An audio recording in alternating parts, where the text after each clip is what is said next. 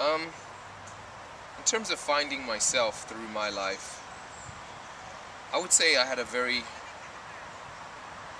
definitive idea of my core consciousness when I was very young. Like, it started happening to me, I wouldn't know the digits, but around the ages of 1. It was almost like I had a relationship to nature, first of all. I was always climbing trees, and I really didn't see myself as anything other than a monkey. And funnily enough, when I was little, girls used to call me a little monkey. Even in derogatory statements because of my mixed race color. So I almost just used to say, well, isn't that natural? Aren't we all a bunch of monkeys anyway? Because they even call us the hairless ape, the scientists, because they say that, we potentially have evolved away from being hairless monkeys that did have hair. And there are some people who still are very furry these days. But getting back to the point about what I felt as a core is that we are all one. Like, if you look at a tree and you see how the branches, branch out from the core of the trunk. And certain areas of the tree are very different to other areas. You might have leaves that are flowering or leaves that are slightly going brown. Some are low, some are super high. But ultimately, they all come from one place. And that's really what we are as a human race. And I sensed that early on. I was lucky to have a dad that would put nature shows on for me as a child. So even though I was experiencing what it seems everyone experiences, which is racism, classism, sexism, ageism, some form of ism, which is some form of prejudice, I always just saw it as false, which is exactly what it is. You have to see the prejudice in any way as false. And that is the task of any human being on this planet. Because really, the prejudice comes from the fear of the person applying the prejudice. It's their fear trying to figure out a way to categorize you into some box that makes you less than them. Because if you're less than them, then they can feel okay. Because they're so afraid of not feeling okay that they need you to be in this box beneath them.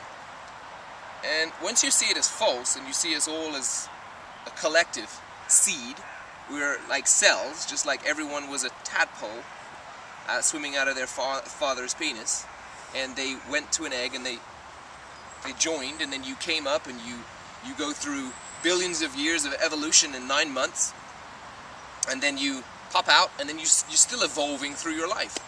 So as you're doing this, you are really just like, everyone is the same as blades of grass. But no two blades of grass are the same, but then yet grass is the same. So once we as a human species wake up to the fact that we really are all together, like a big a big field of grass, which is what we are, we could start to get past the foolishness, the prejudice. And then if you're strong enough to recognize the illusions, and the illusions being all of the labels and the limitations, the negativity, what you realize is you are an unlimited being that at any point in your life can change direction and start achieving anything you want.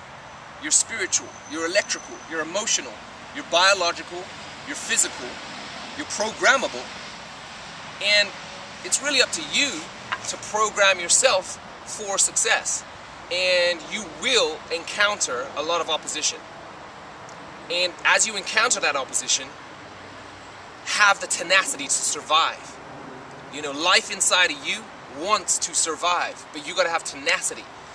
It may mean, if you're getting bullied by a bunch of people in a certain area, it may mean moving state. Because when you go to another state, you're in a fresh new place where those dark, evil individuals don't exist for you at that time. And they may not be evil per se, but to you they're acting that way. So it might be smarter to just get out, rather than crumble, collapse, and do something that would require an ambulance to come and rescue you. You want to be surviving. This whole game, anything I talk about in terms of survival, the raw living food that I talk to people about eating, you know, exercising, it's not a joke, it's for survival. It's, if you want to survive, eat stuff that helps you survive better. Eat stuff that makes your heart pump harder and stronger. Because at the end of the day, society is always changing. Economy is always changing. Political, you know, landscaping is always moving. You might have a conservative type of political party in power and everyone's moving this way, and then all of a sudden it becomes liberal. And society is changing in a matter of 20 or 30 years. You got to keep up with it. You got to survive. So everything is about survival. You can use science as references to survive. You can use spirituality as a foundational platform for survival. I use nutrition as a way of giving me more energy and strength and power and clarity, because I know that the minerals I take in will give me greater clarity so that I can survive. And that's the message I would say to you. I've been called every name under the sun. And the funny thing is, both negatively and positively. Some people will say to me, "Oh, Marcus, you're the most inspiring personal trainer. I love you." Other people could say, "You're a, you know, a self-righteous, arrogant dictator." And I'm like, really? Like, you can have all these negative views from other people. And the most important thing for you to realize is, whatever someone decides to project on you, that negativity that's spewing out their mouth, it's really not you, it's them. Their spewing of negativity is what exists in their landscape. Because I'm going to tell you, you're an unlimited, spiritual, electrical creature of the universe with Lord knows how much potential. Because that's what is in me. That's how I believe we are. Someone else might, you know, put you down, call you a color, a sexual slur, or a racial slur, or an age slur, because that's what their belief is, and that's how they are inside.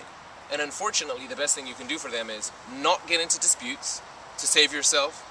Wish them well, so that your inner kingdom remains full of power and passion and peace and happiness. If you wish them well, namaste, which means respect to your spirit and respect the fact that you came from the universe, and go the other direction and get on with your life. Success is always the best revenge.